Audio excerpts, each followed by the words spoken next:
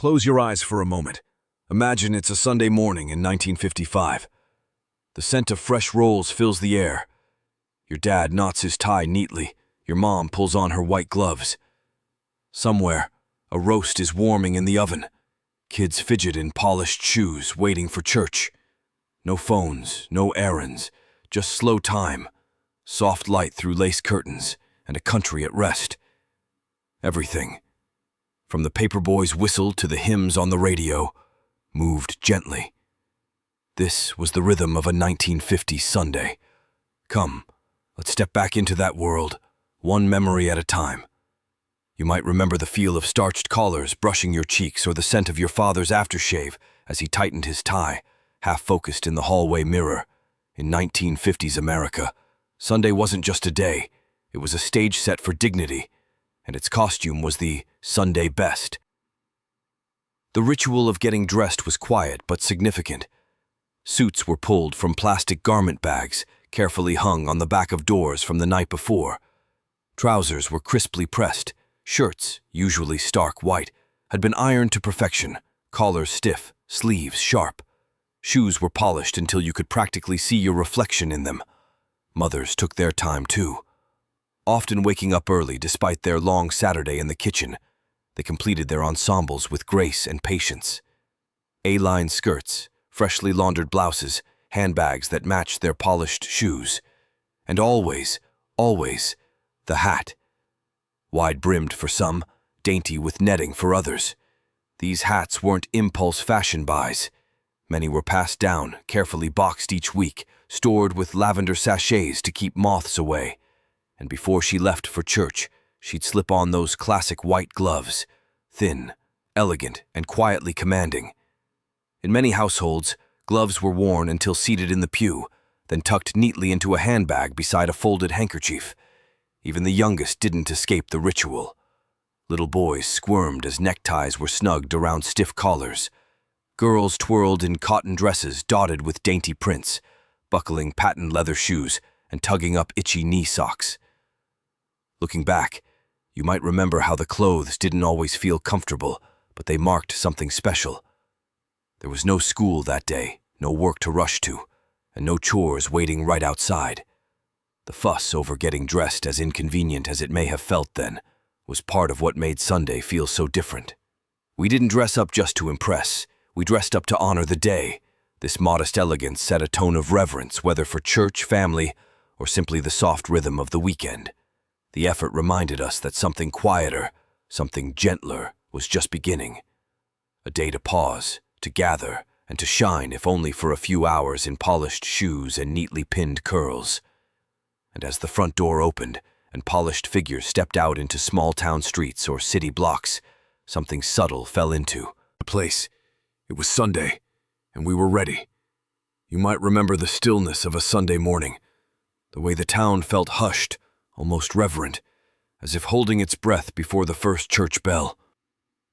All across 1950s America, from small towns nestled in the Midwest to brick-lined neighborhoods in New England, the routine rarely wavered.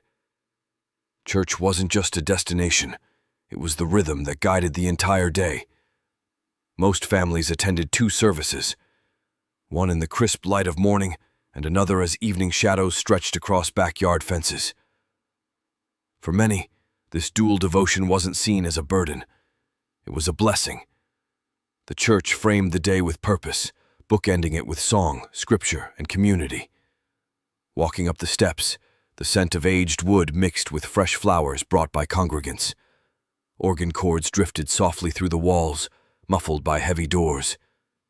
Inside, the pews were polished and familiar, always cool to the touch. Men removed their hats out of respect.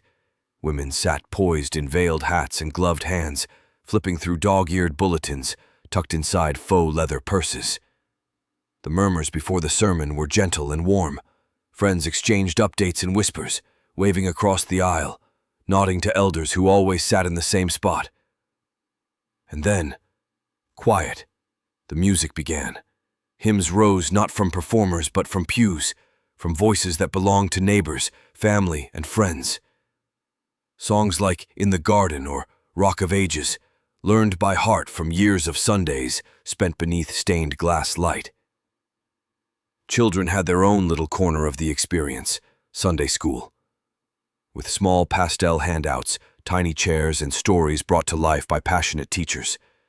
Tales of Noah's Ark, of baby Moses in the reeds, of Jesus walking on water, all illustrated with crayon and glued cotton balls. Little memory verses were tucked into pockets to quiz later that afternoon around the dinner table. But church wasn't only about scripture. It was a foundation. It shaped how families interacted, how they served others, and even how they rested. For many, church forged lifelong friendships, sparked community projects, and gave shape to their weeks. In a time before everything moved fast, Sunday service was slow, deliberate, and sacred. In that space, between prayer and silent reflection, many found their center. And when the final hymn faded and sunlight poured through high windows, there was a sense that the soul had been gently lifted, ready to carry the peace of that place into the rest of the day. And as people filed out, shaking the pastor's hand, exchanging smiles, checking watches, they weren't just leaving a building. They were stepping into Sunday, fully formed. On Saturday night, the hum of preparation wasn't only in the kitchen. It was also heard beneath bonnet hairdryers and seen in rows of sponge rollers. For women in 1950s America, Sunday morning didn't begin at dawn. With the patient work of setting curls, the gentle patting down of hair nets, and the hushed conversations at vanity tables after the kids had gone to bed. Come morning, the real artistry began. Bobby pins were eased out with care, curls were brushed and fluffed into just the right shape, never too loud, never too limp. A little spritz of Aquanet to hold it all in place, and then came the crowning moment. The hat. Nestled atop fresh waves, pinned through with gentle hands, hats were not only accessories, they were expectations. Whether modest pillboxes or wider brims with a hint of ribbon, they were chosen with the same reverence as a wedding veil. Some were pastel to match a dress, others were winter wool or airy straw, depending on the season. These weren't trends.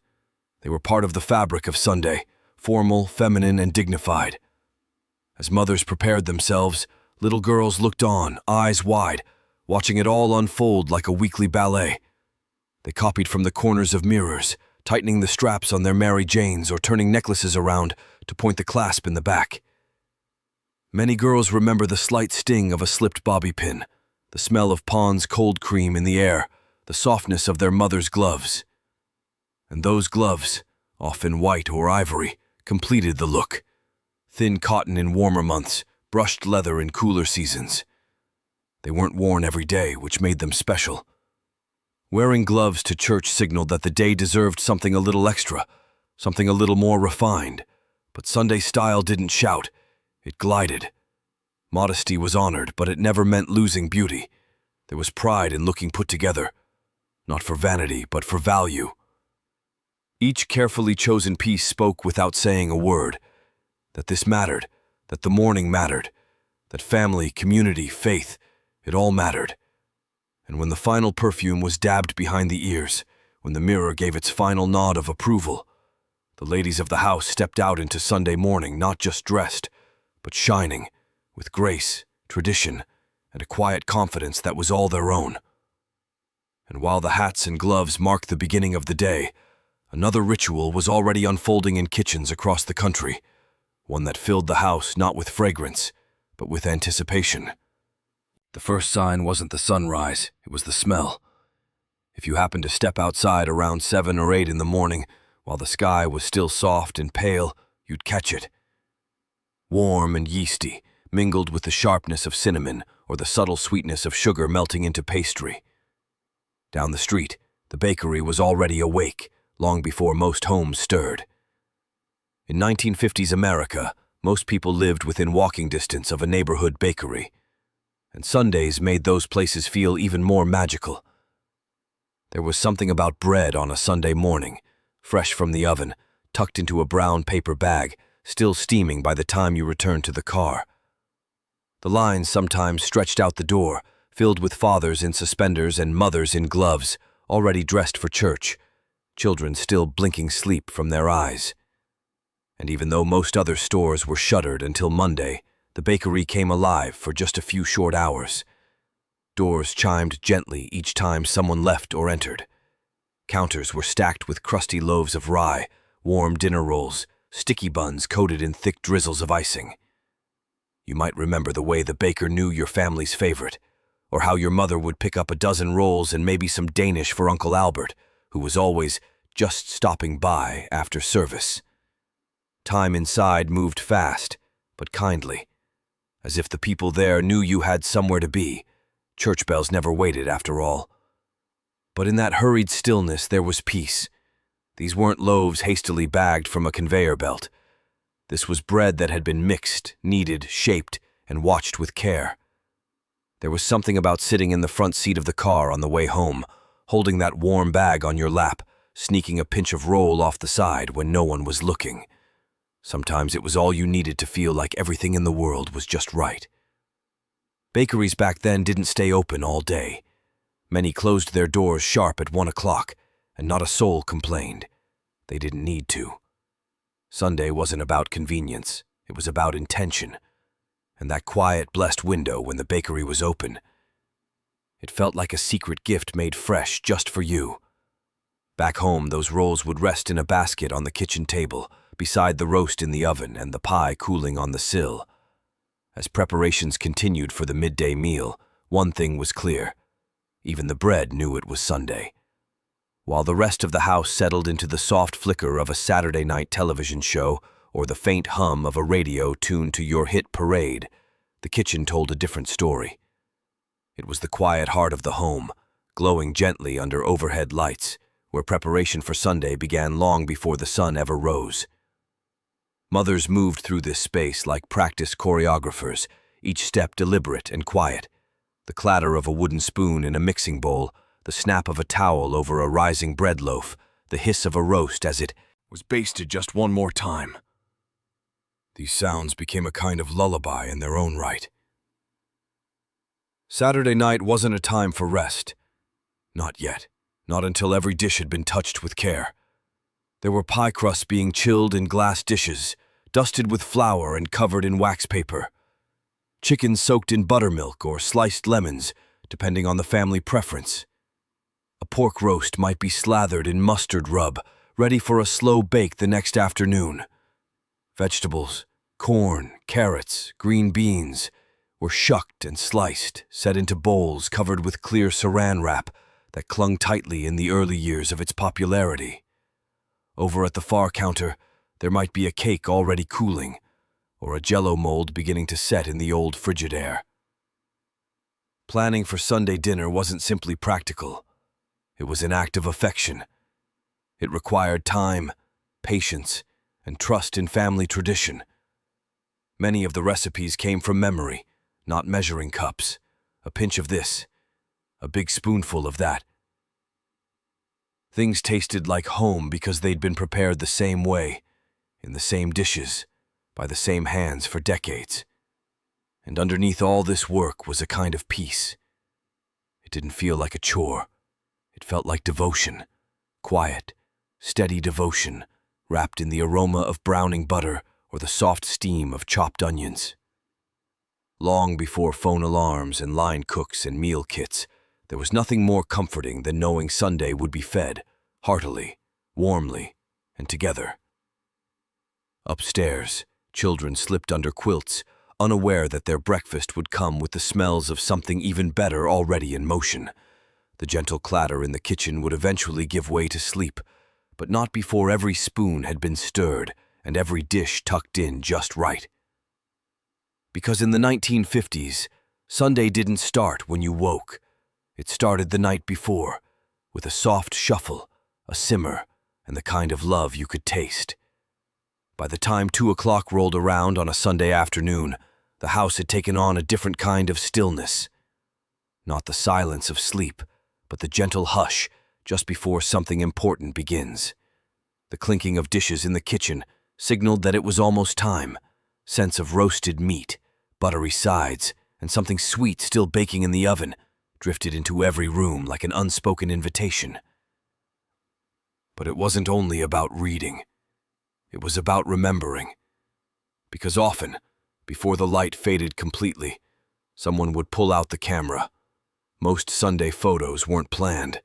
That's what made them special. One of the kids would be asked to stand by the Buick, still in their church shoes. Maybe the whole family would crowd together out on the back lawn, a little too squinty, everyone a touch stiff, but smiling nonetheless.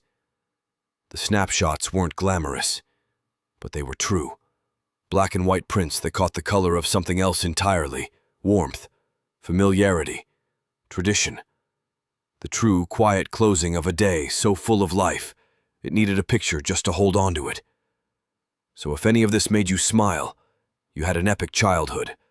And maybe, just maybe, it is time to hit like, subscribe, and share with someone else who remembers what wonder felt like.